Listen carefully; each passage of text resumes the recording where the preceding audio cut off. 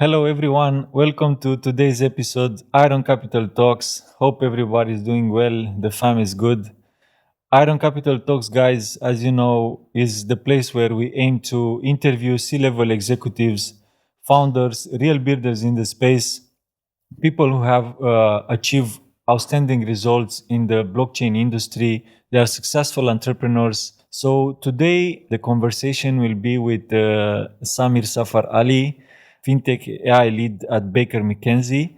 He's a highly accomplished lawyer with a wide range of experience in the field of financial regulation, has a strong understanding of the legal landscape in the Middle East and North Africa, and he's well versed in the latest technology. Samir, welcome to Iron Capital Talks podcast, and thank you for accepting our invitation. Thank you, Dani. Thank you for having me.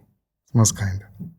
I want to start this our conversation. I believe in this moment you are literally the most wanted people on planet Earth because everyone is in this page with regulations for virtual assets.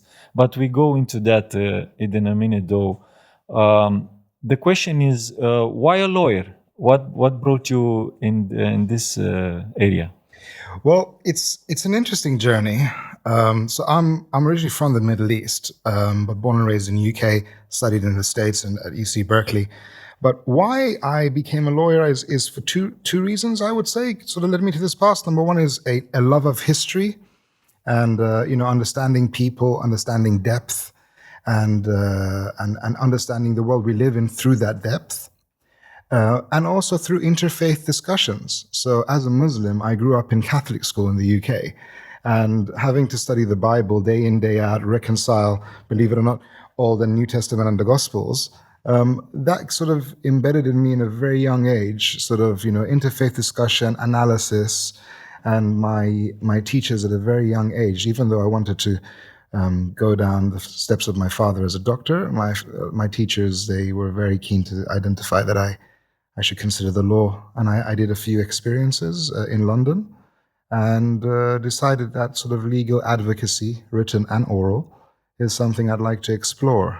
And obviously it takes a while to then find what subsector suits your skill set. In the UK, we've got a training contract structure where every 6 months you change department to shape your understanding of legal practice and law. And was fortunate enough to land in the area that I specialize in, financial regulation, although I did want to be an energy lawyer. But, life has it. I did a lot of sort of oil and gas stuff, but life has a way of leading itself to the place where you're meant to be if you walk the path that you're meant to walk. And landed in financial regulation, and as a result, fintech. And very interesting journey. I sure that we'll be discovering today a lot of beautiful things. Coming back to the UAE and Dubai particularly, I know you have a big experience here in the region. I've been personally impressed since I came here almost 10 years ago by the very well measured and well executed. The vision behind here is outstanding in terms of performance. When you think at the level of efficiency they have with the amount of workflow behind, right? Because a lot of things happening here at a big scale. So it's absolutely massive performance behind the scenes from our leaders. How do you see things here are done differently than other places? Like in particularly for this mindset behind of this beautiful implementation. Why do you think they do here things differently? I think what's very interesting about the UAE and to some extent the wider Middle East is it's very much a top-down approach and a bottom-up approach. And what I mean by that is the following.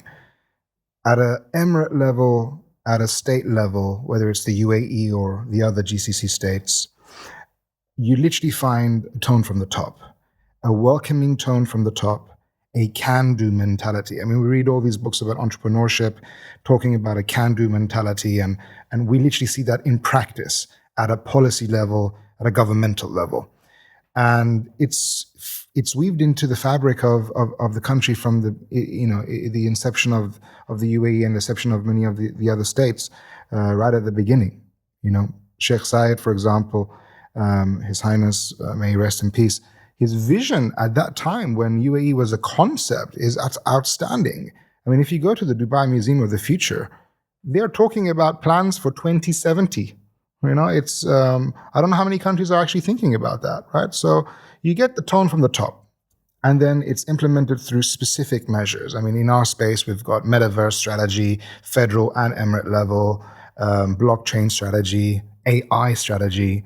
So you've got that, and then at the same time, you have a bottom-up approach through entrepreneurs, projects who sort of navigate the ecosystem, and that's the ecosystem is here to be helpful. For example, the VC ecosystem in the DIFC and ADGM which are two free zones here in the UAE, financial free zones, are very conducive and supportive of that kind of finance. And so it's all these different elements that come together, and you find that the green. Sorry, the yellow and the blue come together to make a green.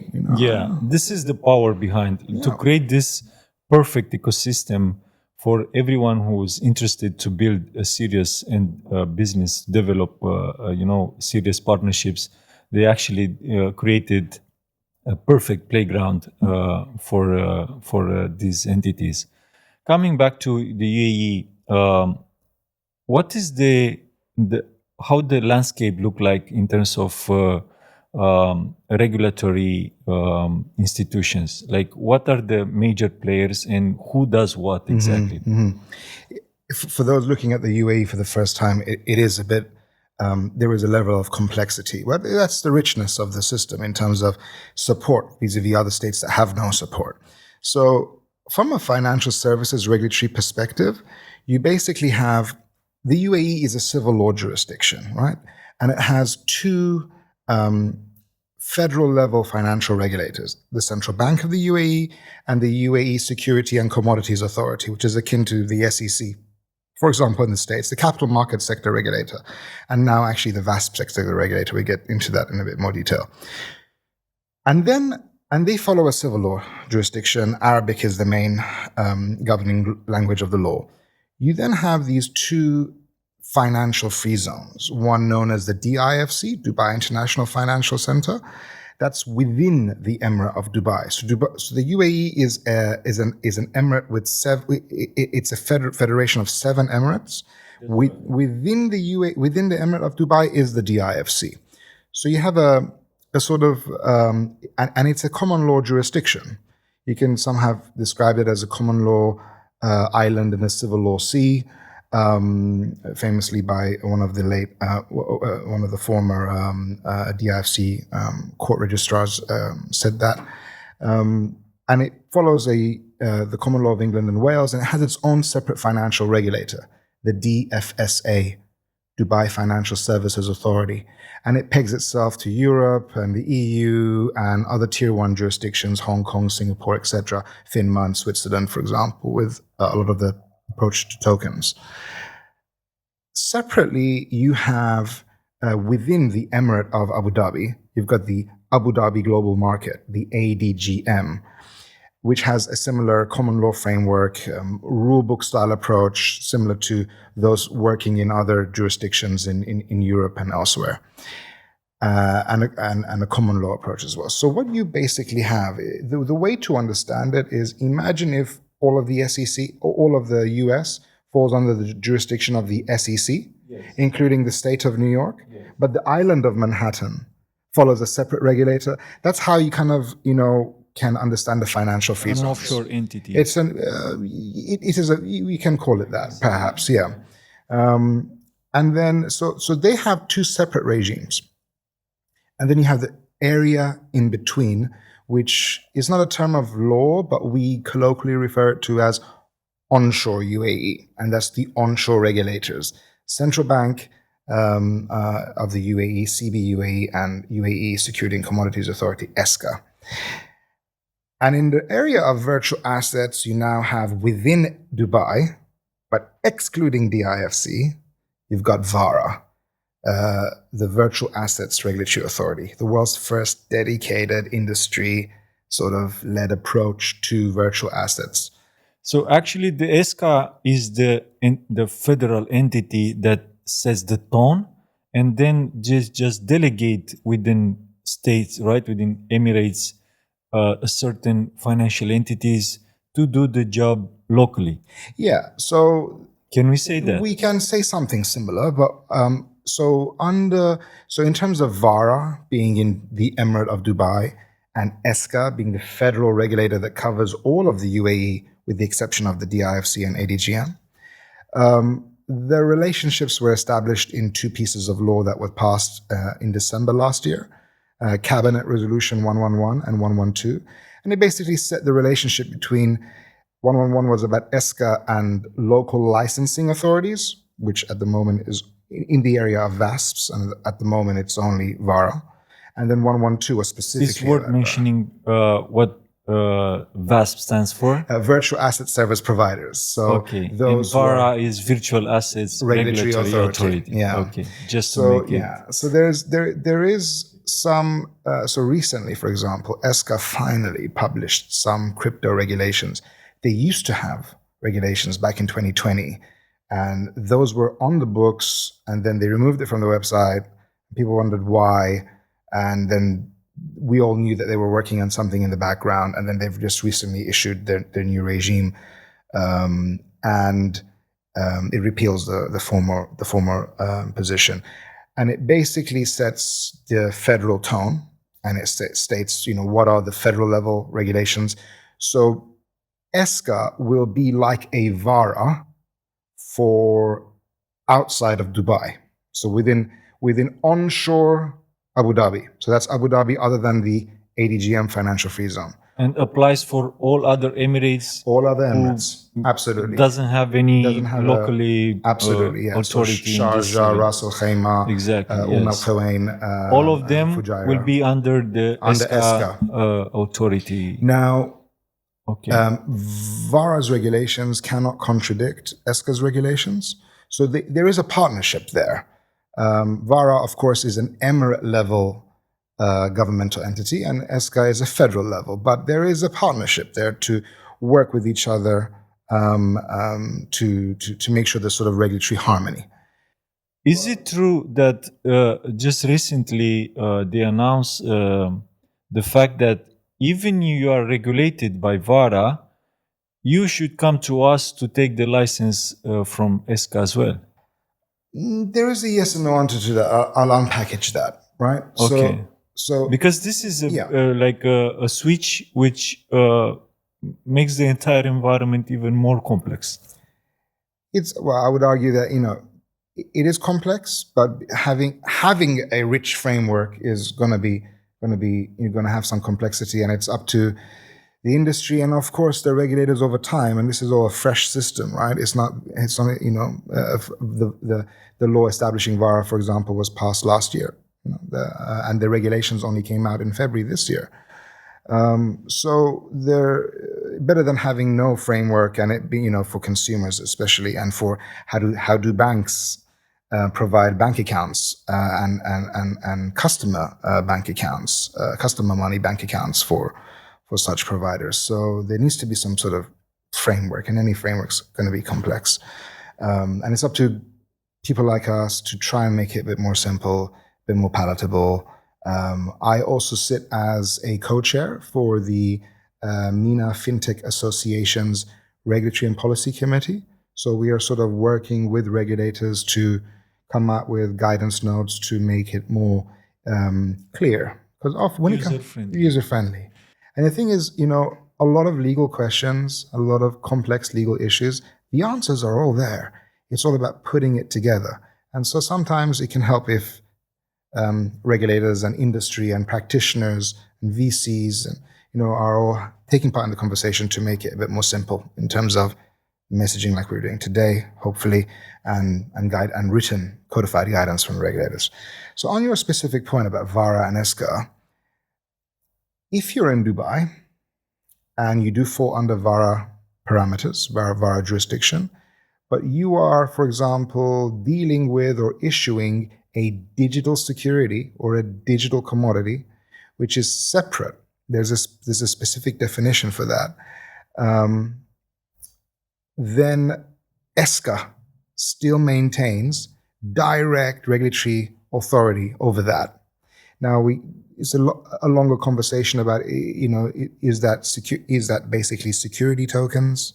Is that tokenized securities? I would argue both. We are still waiting for a formal definition from ESCA on digital securities, but they are referring, or I understand they're referring to FATF, which is the Financial Action Task Force definition there. So if it's still a security, just like what we're seeing in the SEC, right, in the world of the states, it still is the parameter of ESCA, full stop. But if it is a virtual asset, then there is a delegated authority from ESCA to local licensing authorities, which is VARA. And there is a sort of a joint supervision by both entities. So those who are approaching, and have decided that, we're not a security, we actually are a virtual asset that falls outside of the realms of security token, tokenized security, we will approach VARA. I don't think it's a bad thing to also, even though behind the scenes ESCA are having sort of joint supervision and joint ability to request documents, request information, etc. It's always good when you're operating in this space to maintain good stakeholder relationships everywhere with all the ecosystem, and I would say that includes both. Do you have the feeling of we are facing a competition between Abu Dhabi and Dubai in terms of we did it first? And I don't see it as competition. I see it as complementary efforts. And I think when we say ESCA, whilst Abu Dhabi is the capital of the UAE and ESCA is a federal authority, I don't see ESCA as an Abu Dhabi authority. It's a federal UAE authority. They have offices in Dubai as well. So that's a federal level. So I think it's complementary efforts. And even though the competition is healthy, right? There is no such a thing to avoid competition, but we need to understand from here that they are not in an aggressive competition. It's a healthy competition, just bringing the UAE in front of the world. No, I think the UAE. If we even start discussing in our discussion, we include the DIFC and the ADGM, right? So into the mix of that discussion, I don't see it as competition. I see it as it's healthy. It's very supportive that we have the choice. And, I do think that there are different dynamics, for example, within Abu Dhabi and within Dubai and within the rest of the GCC. And it depends on, for example, your specific product. You might find that your ecosystem partners are more developed in one place than the other. You might find, the parameters of one accelerator program or incubator program based in one emirate or the other might be more suited to you and to your business, whether it's based on different verticals within fintech, more broadly speaking, from open banking, robo advisory, neobanks, etc. And now we're having a lot of discussions on AI within financial services and the issues there. So I don't even see it as competition. I see it as healthy complementary efforts by emirate level governments and state level as well, who are in a lot of communication with each other all the time. Is a good sense in terms of competition for the business adoption, right? Because as you mentioned, depends on your product. What kind of business do you want to develop here in the space? Then you can go to this particular entity and say, I want to do 1, 2, 3 here, right? In terms of business, this is my type of business which I want to develop. Can you regulate that? Yes or no? Because I'm also having another option, might be the IFC or maybe ADGM, right? So you can go and say, please regulate this, because in this moment I'm able to choose from. It's not only that you are restricted and limited to follow certain rules, which at one point, might be challenging for you to align as a business. Yeah, I I I see that less in the form of leverage, right? But more in the form of where do you find from a number of different factors, regulatory, ecosystem partners, governmental partners, which place aligns best with the vision and goals that you want to create, and do you find an enabling jurisdiction? An example to throw another sort of authority in the mix is what's happening in Ras Al Khaimah, right? So Exactly. with the initiative there for a free zone to focus on Web3. So and this is interesting. So in the UAE, unlike in say the UK, companies that first you need a commercial license, right? You need a commercial license. That's the actual company itself. And in the UK, you can just get your company certificate of incorporation. You'll just have the details. It won't necessarily say what the company does unless it's descriptive in the name.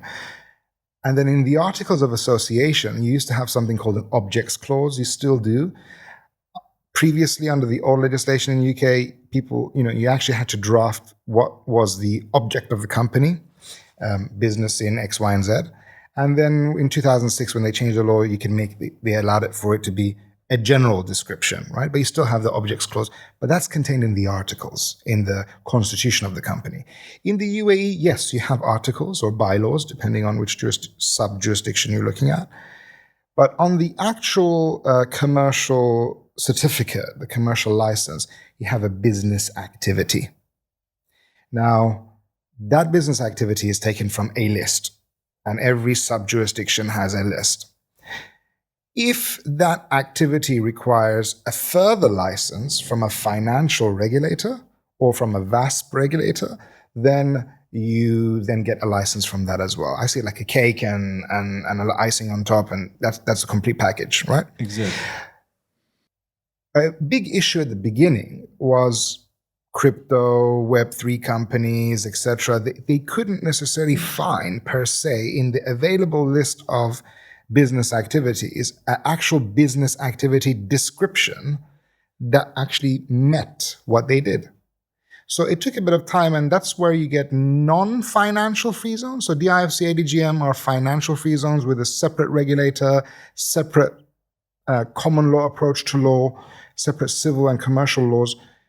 All the other free zones, for example, DMCC, who's been doing a great job on developing specific commercial licenses for activities, they all fall under the federal regulatory regime.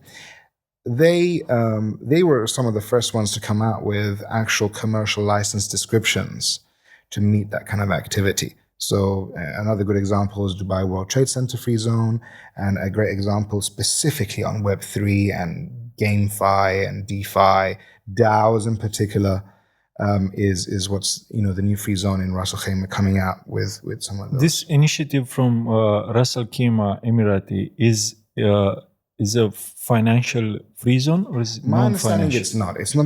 It's not a financial free zone. It is a free zone. Sometimes we call it economic free zone or commercial free zone, but it's a non-financial free zone. But where I think is the enabling factor in Ras Al Khaimah, I mean, the reason I even mentioned it was because you said, businesses can say, do you regulate what we're doing? We need some kind of structure. And Ras Al Khaimah has been able to identify a niche in Web3 to say, we will come out with commercial licenses that address these things. If any of those activities, whether it's GameFi, DAO, whatever it is, if they involve financial services, we now have to go to the relevant financial regulator. In Ras Al Khaimah, because they do not have a separate financial free zone, it falls under the federal regime, which is the Central Bank of the UAE or ESCA, depending if it's securities or CBUAE is more relevant for payment services and payment tokens. So yeah.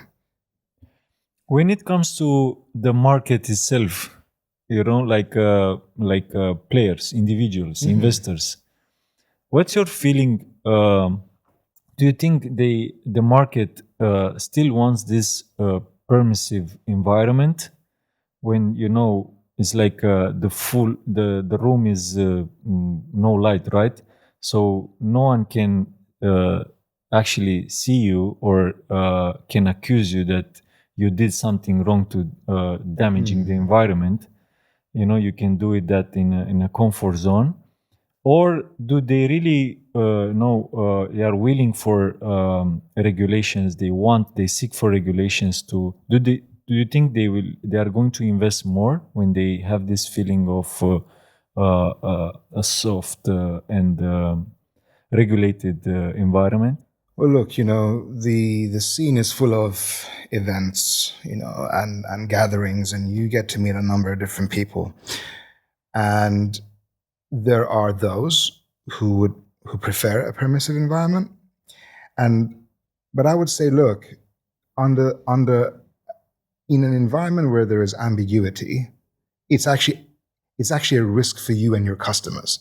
It's not I don't see it as freedom, because there are existing laws out there that is going to catch you one way or another. For example, a lot of discussion on metaverse have been, I've had discussions about, if there is abuse on metaverse or harassment on metaverse, where's the regulation that says what crime or what jurisdiction applies? I look at the penal code in the UAE, from the 1980s, and there's provisions there that just easily talk about how whether a crime falls under the UAE's jurisdiction, and it's whether an element of the crime is conducted here or if it's meant to be executed here and action was contributed. So you can easily find some of these things. I mean, when we look at the Howey test in the US, right? It's from several decades ago, the Howey test, relevant to agriculture, that the SEC started to apply in the context of crypto and virtual assets, right? So just because there's nothing specific doesn't mean that the laws don't exist that can be interpreted in some extent, in some instances, quite easily to your business activities. I would say, and by the way, I have met many people who are proud of a regulatory environment, wanting of one for a number of different reasons. I mean, FTX is a fantastic example of why you have to have not only regulation, but good governance, separate from just pure regulation per se, but just good corporate governance.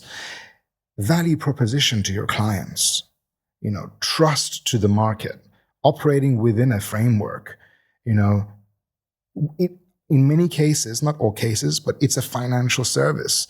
The whole philosophy of why you need a financial regulator, the roles of one, I don't know, that's a big philosophical discussion in and of itself, is essentially for consumer protection, to help foster innovation, a number of different things, to be a van, and of course, we always see, financial crises and regulators will always learn after the mistake, but we are seeing in the region proactive regulatory approaches before these sort of negative situations come about. But you can't regulate for everything.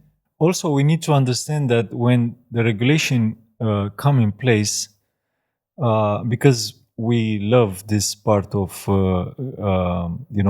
crypto investments, pretty much due to its high level of volatility, right? Because this is the main reason why there's so much money in the space.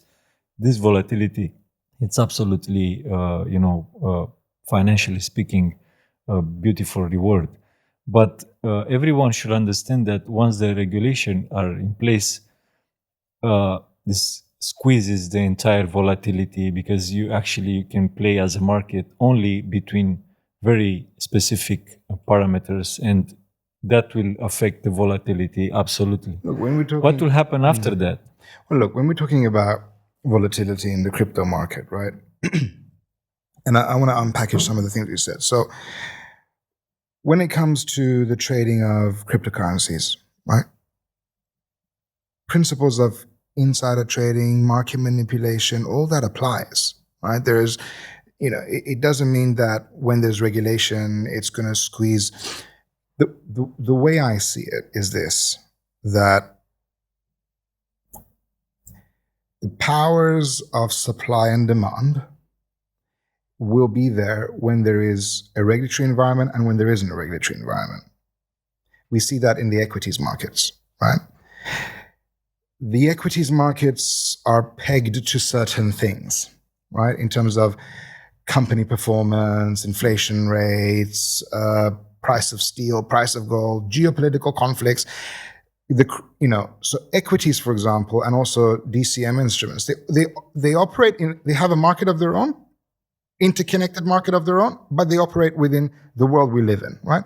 We have seen in the so-called crypto winter that crypto is not in a bubble of its own. Yes, it has some of its own dynamics, its own players. When you look at mining and you look at the networks involved and the nodes involved, and it's subject to its own set of risks, cybersecurity risks and hacking and amongst other things. But it does fall within the wider world of capital, the wider world of what is happening. And we've seen that in actuality. Having a regulatory framework should, and I believe does, instill more confidence in the market, because there is some parameters upon which the space is growing. And I don't see these things as constraints. I mean, law constrains to some extent level of activity. We can't just do everything. We have to, it's within a certain framework of understanding, a social contract, as we refer to it sometimes in philosophy. So, in exchange of me collecting money from you and managing your money, and having that license to do so and the ability to publicly call out others to provide me, I have to operate in a certain way, so I see it like that. Yeah, absolutely. The thing is, those entities, federal entities and so on, when they actually put it into work to regulate this kind of innovations, right, as a technology, it's not about me sending you 1 Bitcoin to your wallet, or the entire work is like certain people with bad intentions, with negative thoughts in mind, they can actually use the entire technology in a very bad We see that moves. in financial crime. That's why it has to be regulated. For people out there, they need to understand the danger of having such a innovative technology without regulations, because so many bad things can happen. And in terms of FTX. payments, right, you can just you can just put money behind the very bad activities. Of course, organized using crime, the technology in a very terrorism activities. anonymously way. Yeah, pseudonyms. Yeah, I mean, this is probably one of the main concerns what we're seeing coming out of the States and their approach, because of this issue. But there are ways to deal with that. The UAE anti-money laundering law was amended in 2001 to include VASPs. The central bank recently, I believe, this week, or if not yesterday, came out with guidance on for banks who are looking to provide accounts for virtual asset service providers, crypto players and virtual asset players. What risks should they consider? Right? So we're having a very rich conversation in the UAE on these sort of things, because these risks are real. Whether it's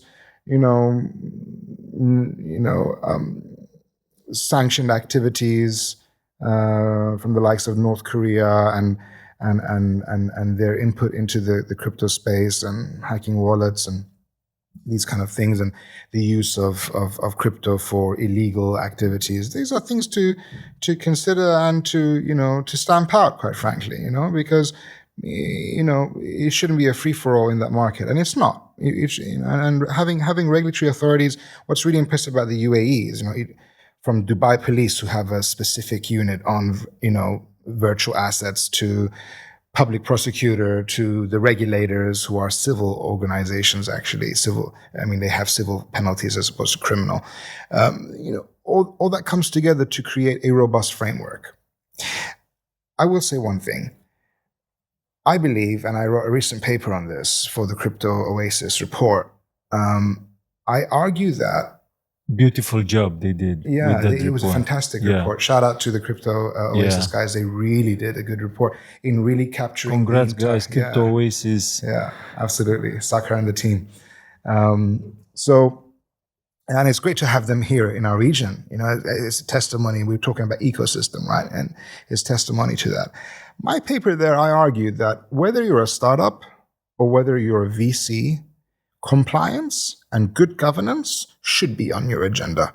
For a startup, you want to be thinking about value proposition, how you're going to attract VC money, how you're going to instill confidence in the market, importantly, how you're going to limit liability, whether on the AML side, whether on the sanction side. OFAC recently sanctioned a digital assets exchange and going back to 2014, they were looking at activities since then, or on the regulatory side, or on the good governance side, because shareholders can say to directors, you didn't do your director's duties. You didn't act in the best interest of the company. You acted in the best interest of yourself. So shareholders can actually bring rights of claim. So having a good governance, and we've seen that, of course, in recent times, having a good governance and compliance within the thought process is important for value creation to the market, to the ecosystem, and to your existing and future investors. Yes. And VCs who are investing in startups, whether they have them, whether the startups have these systems or they don't, should be activist shareholders and require, as a shareholder from within, positive change in the area of regulatory compliance and good governance. We see in the world of ESG, I know it's been a buzzword of late, but looking at E and S and G separately, there's a lot of frameworks there to give it substance, right? As opposed to ESG washing.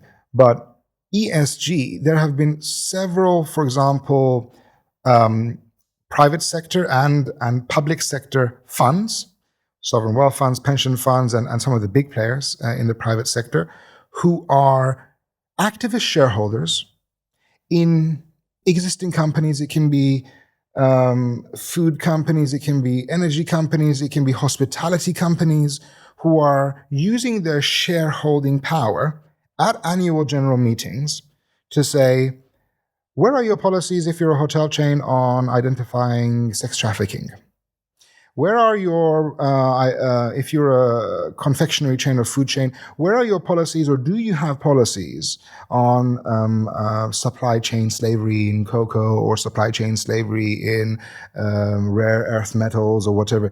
Asking these questions to create, or hopefully promote, stimulate a introspection and development in this area. For what reason? For creating a better world, right? For aligning, for creating a more equitable world, more conscious capitalism. I've got interesting papers on the whole concept of conscious capitalism that considers some of the wider implications. Taking that same approach, VCs in this space, looking at startups, should take a similar approach to help promulgate good governance and good compliance measures to create more robust investments. With innovation as a key element, right? Keep developing new things.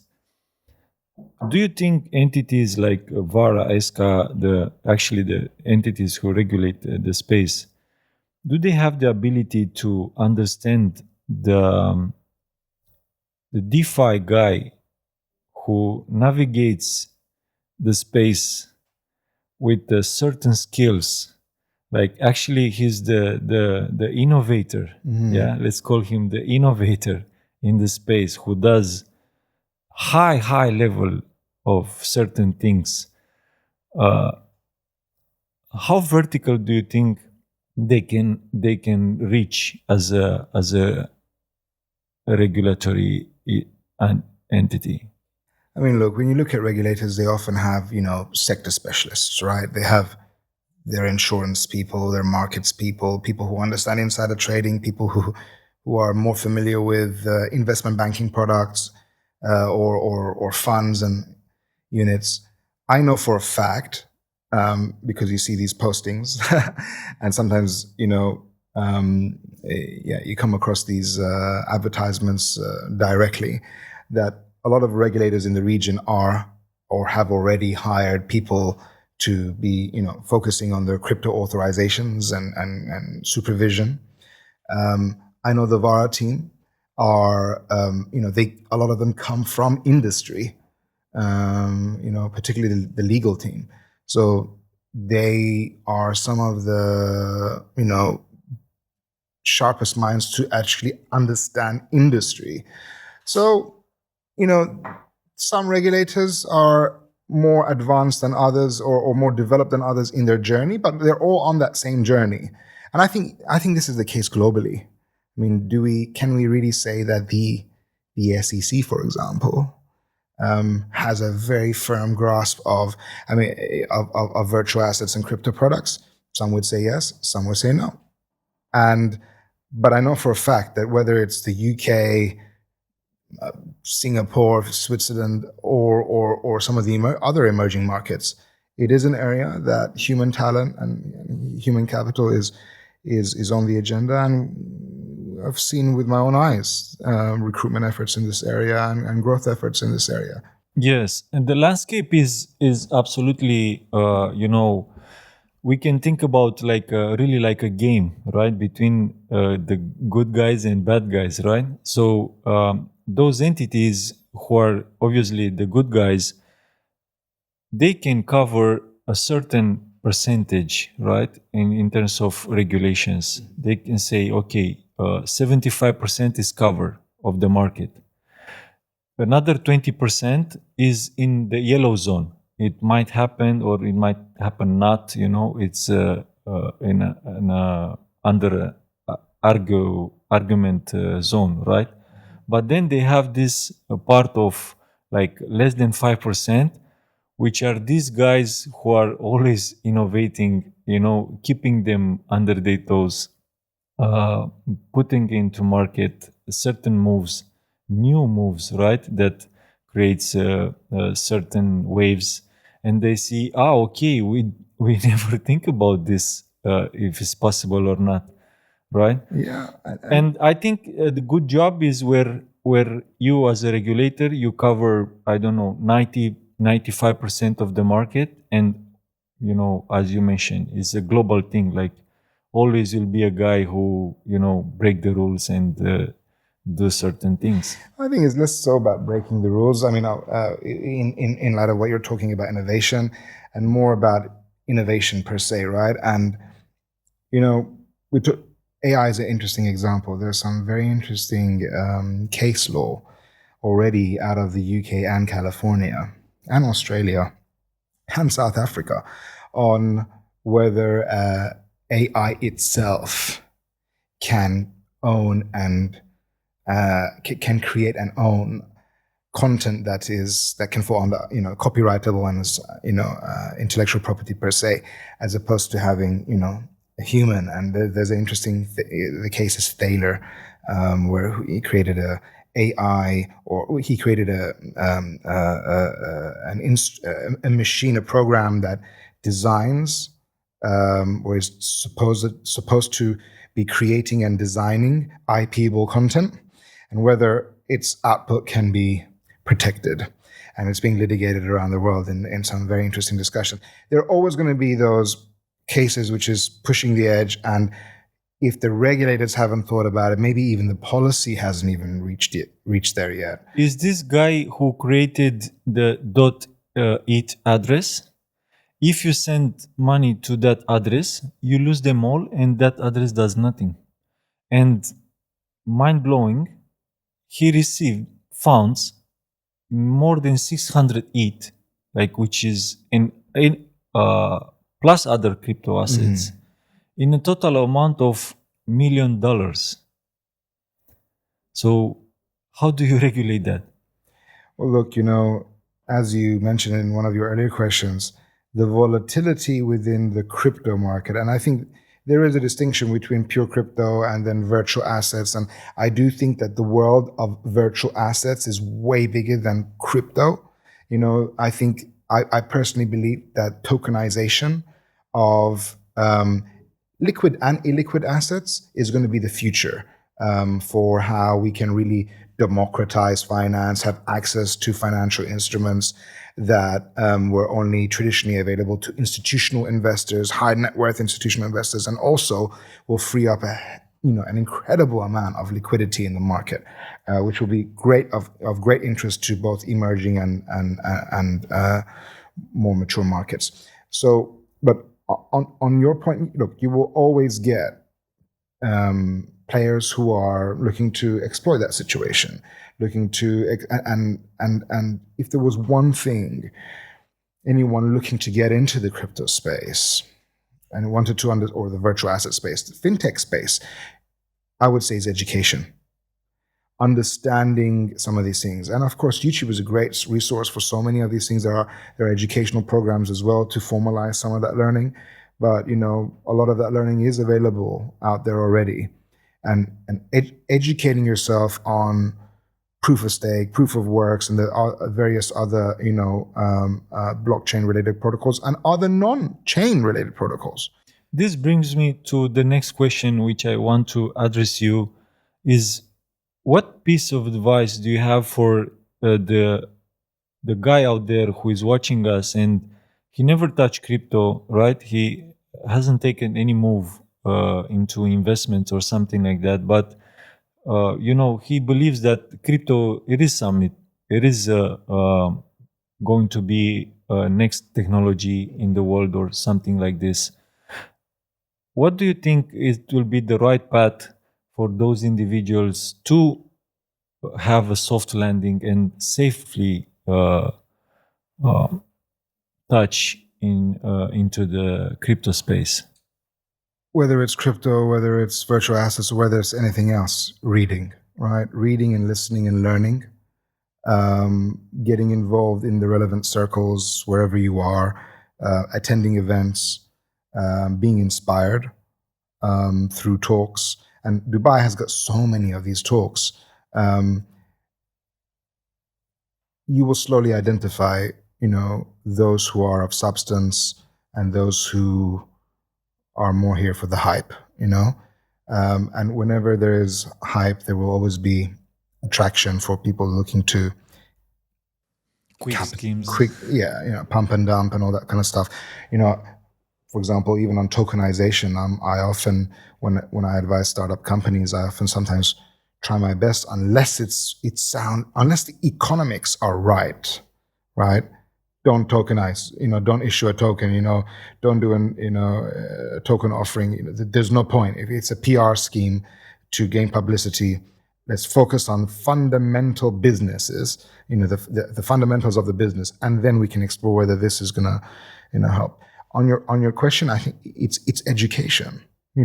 Understand the 101s of Ethereum and the Bitcoin blockchain and the number of different protocols we have out there. Educate yourself on cybersecurity. Educate yourself on the major players and what the industry is. It's such a fast-moving industry. As a regulatory lawyer, it's one of the few areas that is constantly changing, and that has been exponentially so with virtual assets and fintech generally. For example, I took the extra effort to, over the last 12 months, actually learn coding. both the program with King's College London and also with Harvard, a full 12-month computer science program. So I kind of, upskilled or tried to upskill myself, at least to understand. That's beautiful. Yeah, Beautiful. it was. I love learning anyway. As those who know me, I'm always, sort of educating myself in one way or another.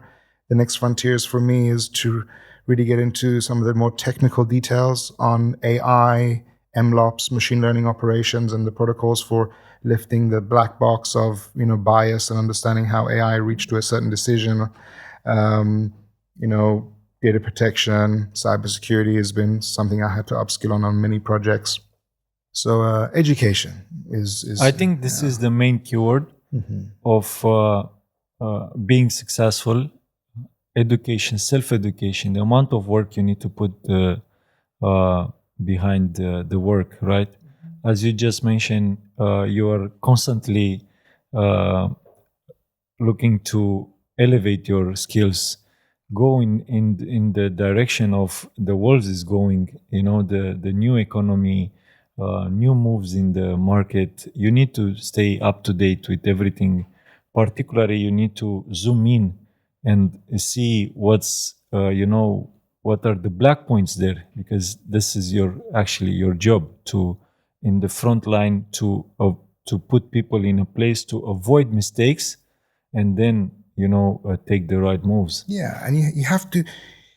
This, what I'm about to say, when you open your topic by saying sort of philosophical approaches to business, and obviously I'm a lawyer, right? So and my approach, what my father told me, and this is a shout out to my father, Dr. Hisham Safra Ali. He raised me under the mantra of sweat in training saves blood in battle. Whenever there was that exam, he was like, "Are you sweating? Because that battle is coming up, and you're going to have to pass that battle." And I, as a lover of history, I opened up by saying I love history. You look at yourself as a warrior. You look at yourself, and there are different. What I mean by that is you perfect your art, or you try to perfect your art. You are in the pursuit of perfecting your art, whether that art is art, whether that is business, whether that is law, whatever your profession is. And within that scale, there will be people of certain quality, and there'll be people of, absolute highest quality. And if you're playing in a game, if you're playing in, if you're in a certain parameter, you want to play at the highest possible levels. If you're not, then you should be playing a different game, right? You should be considering a different arena, So that's, that hunger should always be there. And when it comes to teams, always realize that you can have the best players. If they are facing the challenges that they are facing, they might be able to only, address a few challenges here, a few challenges there. But when you're a team, you look at military history, and some of the greatest armies are those where teamwork, because of the constant working together, alignment of values, they would always go together and execute different things altogether. And I think that, any successful VC project, financial institution exploring some of these things, government, it's all about those different players, the different elements that are moving in tandem with each other. And that applies on a macro level, and that applies in an individual micro level in terms of mental approach, considerations, with all the best of intentions. I will take it from here. I will wrap it up for today. I want to address you, my biggest gratitude because you came here. I hope, guys, you learned something a little bit more about what the virtual assets market is. The main keyword here, Samir just mentioned it, is together. We are here together to educate ourselves, keep learning. I want to bring you at this table valuable people who can, provide, educate us in terms of what does it take to become an iron investor who make iron investments. I'm the man of my community, as you know. Drop me a comment below and tell me how we did it, which individual you want me to interview, and I'm going to do my best for this. Otherwise, you can find us on LinkedIn, Instagram, Facebook, and Twitter, Iron Capital News, and see you on the next one.